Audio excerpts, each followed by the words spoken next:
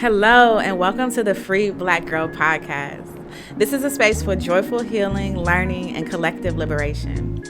My name is Najma Ahmed, and you are listening to a series of mini podcast episodes called Lessons from Liberation. If you've been here before, I need you to go ahead and hit like and subscribe if you're watching on YouTube. Leave a 5-star review if you're listening on Apple or Spotify. I want the podcast to continue to reach more people, and that really, really helps me out. Also, share this podcast with someone you think needs to hear it. And if you are new here, welcome. I'm so happy to have you here.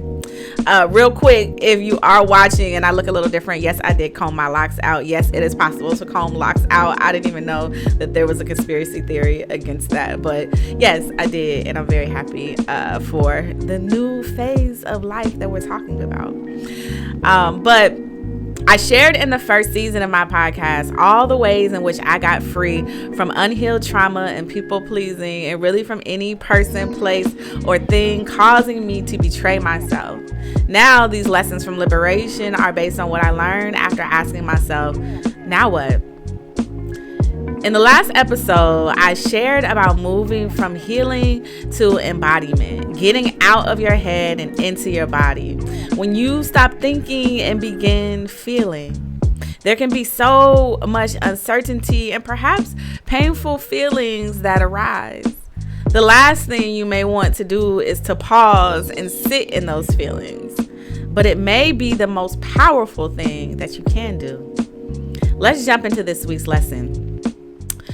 A few weeks ago, I felt fed up with social media. Everything seemed to be so loud and toxic. There always seemed to be a debate or an argument about something going on. And I didn't even feel like opening up the apps and posting anymore. To be honest, it started to feel like a chore. But this is also my work, content creation. This is how I get new coaching clients and how I share a glimpse of how I support people on their journey of healing and entrepreneurship and world building. But it was frustrating because it can feel like in order to get traction on the internet, you have to engage in the mess or to play this game with the algorithm that I don't really want to be a part of. I began to wonder, is this what I'm supposed to be doing? Is this really going to get me where I want to be? How much longer do I have to fight for people to hear me through the noise? And that was the moment when I knew that I needed a break. You probably haven't heard from me in a while. It's been a few weeks. I needed to fill myself back up. I needed to remember how life felt before I spent the last 2 years creating content. Remembering when I had no idea what people thought about things that I don't even care about.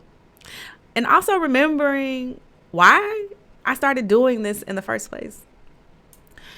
Moving into this space of embodiment is happening during a new phase in life for me. It feels like I've said goodbye to my old world, my old way of being, but the new world is not quite fully here yet. It feels like nothing I'm doing can speed up getting to where it is that I want to be. I know what I'm manifesting. I know what I've asked for, but I don't quite know what I need to do to bring it into my reality. And the message that I got was, stop.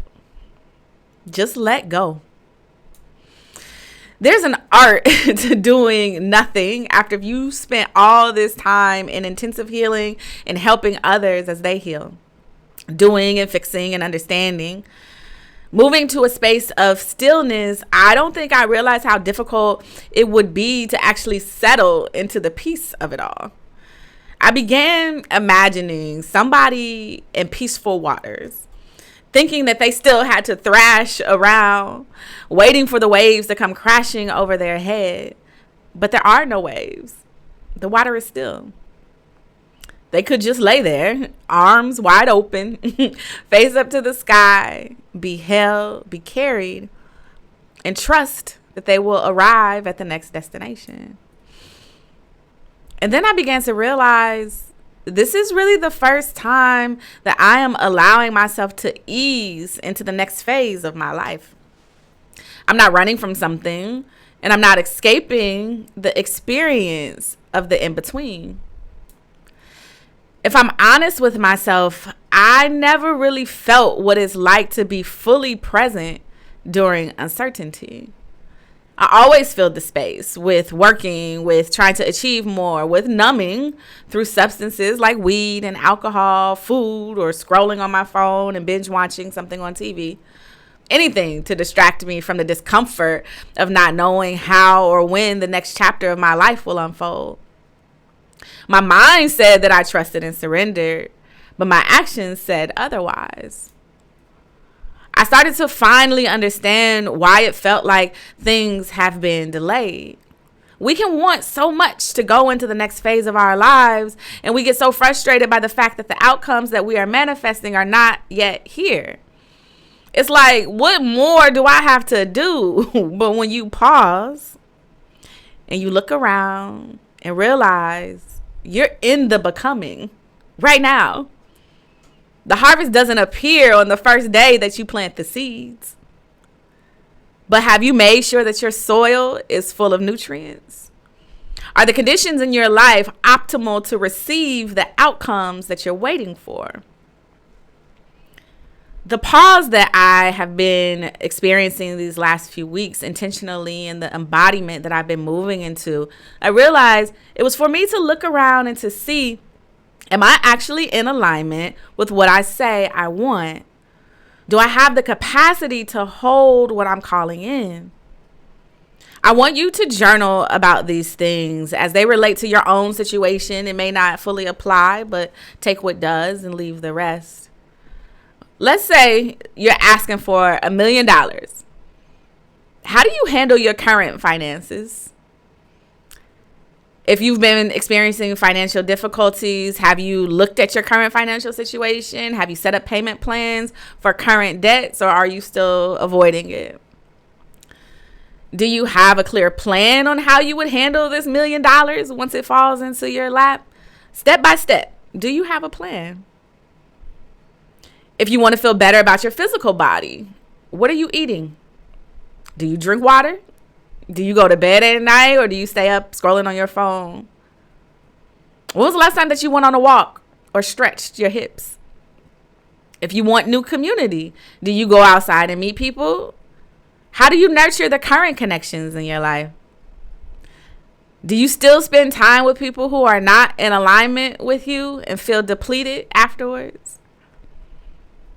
If you're calling in love, are you dealing with your patterns of avoidance or anxious attachment? Are you open to being vulnerable and moving through the fear of getting hurt?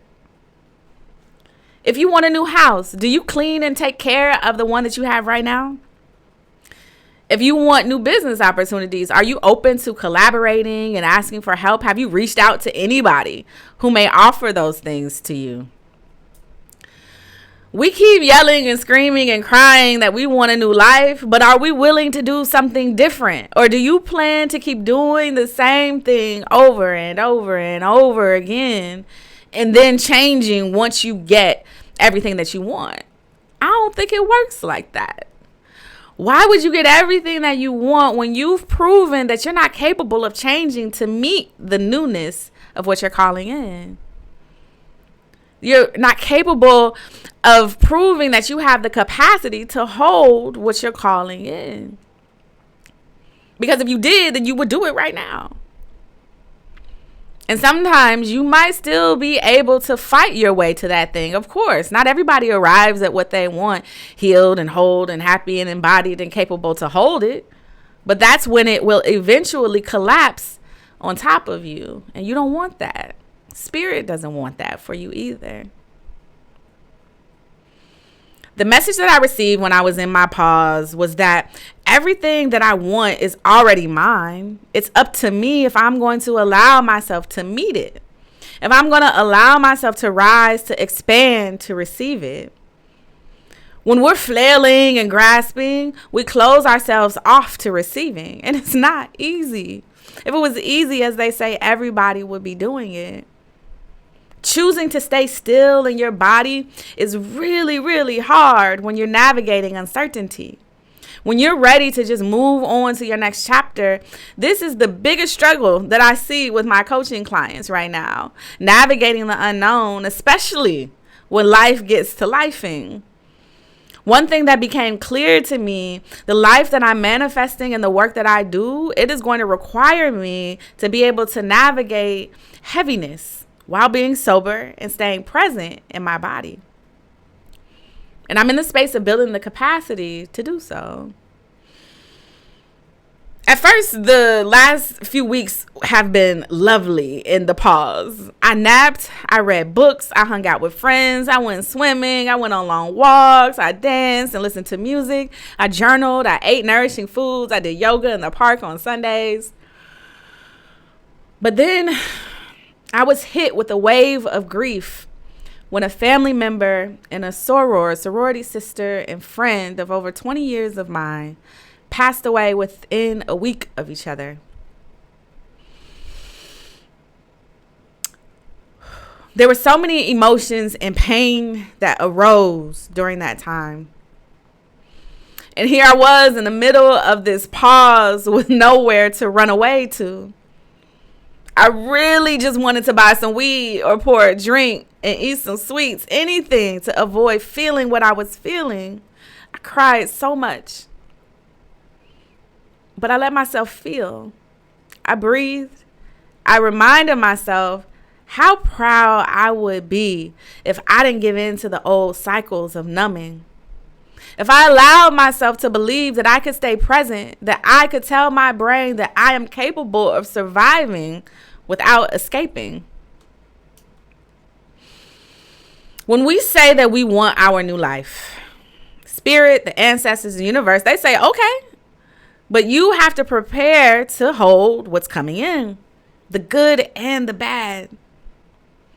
And even though I felt frustrated because I'm waiting and not yet where I want to be, I still have everything that I need moment by moment. I'm taken care of. And this is part of the becoming that I have to be able to feel. I have to build capacity to be able to ask for help and to be vulnerable and to let myself pause and to rest. To feel my emotions and to move through them instead of avoiding it through numbing or constant motion. I'm moving out of my comfort zone. And that's the point of it, to be uncomfortable. As someone that is called to hold space for people through the collapse that we are experiencing in this society, it is going to be full of the unknown. It's going to be full of uncertainty and grief and pain. So building my own capacity now to do that within myself is going to better equip me to be able to do that for other people. I asked for my work to expand. That's what I'm manifesting. And the universe gave me the training ground to start within myself. When we are manifesting bigger and more expansive versions of our lives, when we want to experience the maximum potential of what could be, we have to experience the stretching and the growing pains too. And there is power in pausing in that pain and not running from it. You have to remember that this is happening for you and not to you. You're carving a new neural pathway that is going to be required for you to align with the highest and greatest frequency. And it's going to take a minute for your emotions to balance out. You might feel like you're all over the place, excited and happy and full of joy in 1 minute and sobbing, crying the next. Are you going to run away from that feeling? Or are you going to stay in it? Are you going to nurture yourself? Or are you going to reach for the quickest dopamine hit that you can find? You got to prove to your brain first and foremost, before you can get to this next level, that you are capable of surviving in and of yourself. So when we're crying out and we're asking God, I want you to help me. Why won't you let me have what it is that I want? God is like, I am. You got to pause and breathe and open yourself up to receive so that I can hand it to you. Thank you for listening. Go ahead and hit like and subscribe. Leave a comment and a 5-star review wherever you get your podcasts. I really hope these lessons from liberation help you to grow, as you being in community with me helps me to grow. And as always, I want this to be a conversation Tell me, what messages might be waiting for you if you were to pause and listen?